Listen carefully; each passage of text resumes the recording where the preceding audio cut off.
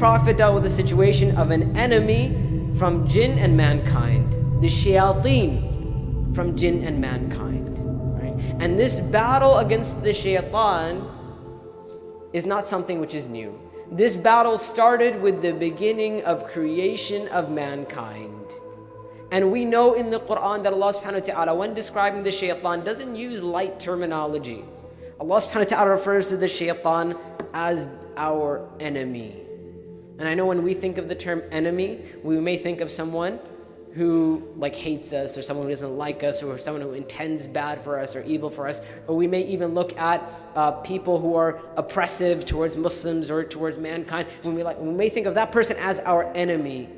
Allah subhanahu wa ta'ala reminds us that before any of those people who have ill will towards us, anyone in the world who wants to harm us and to bring us pain and all of that, there is an enemy on top of all of those enemies, and that is the shaitan.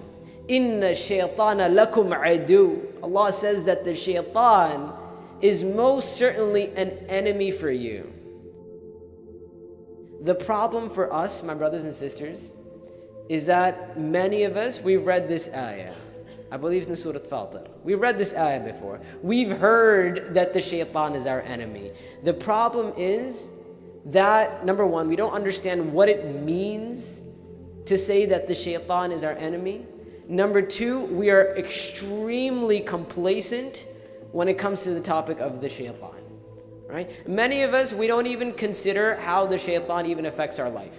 We go through our lives, and often I say this to my class when we talk about the shaitan. I pose a question: when was the last time you woke up in the morning and you said to yourself, today I will take the shaitan as my enemy?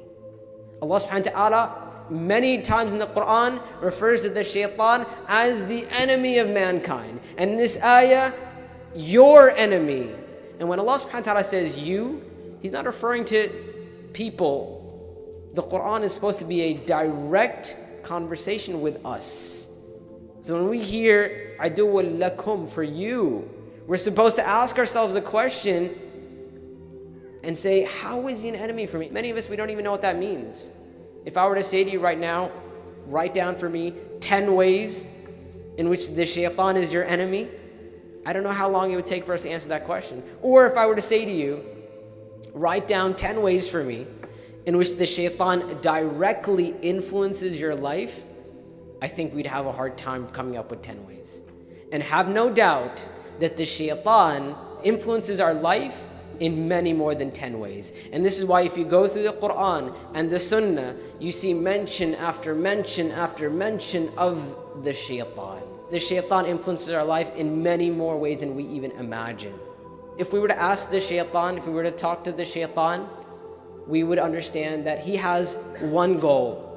His goal in life is to make sure that everyone in creation, all of the children of Adam, end up in the hellfire. He has vowed to send the children of Adam to the hellfire. And when we say the children of Adam, the children of Adam alayhi salam, it doesn't mean just Muslims.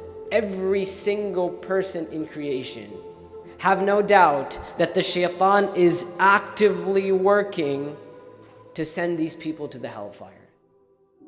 From the very beginning of creation, Allahu A'lam how long, thousands upon thousands upon thousands upon thousands of years, the shaitan has been working to mislead mankind. And he's been learning. And this is why the shaitan, he understands two very, very dangerous things about us. He understands our fears, and he understands our desires. And when you know somebody's fears and desires, that's a very powerful tool to control someone. And the shaitan has access to both. He's been learning and studying us for that very long time. And this is why if you look in the Quran, Allah subhanahu wa ta'ala actually tells us of conversations that took place between Allah and Iblis and the shaitan. Why are those conversations there? Sometimes we think they're just stories, right? We hear that the Iblis said this and that, and he refused to prostrate to Adam alayhi salam. We think that they're just stories. But the reason why Allah subhanahu wa ta'ala tells us about the speech of shaitan is for us to understand how the shaitan is our enemy, and it's for us to understand how we can protect ourselves. Because the shaitan, in the beginning of creation, when Allah subhanahu wa ta'ala created Adam alayhi salam, at that point he vowed to mislead mankind.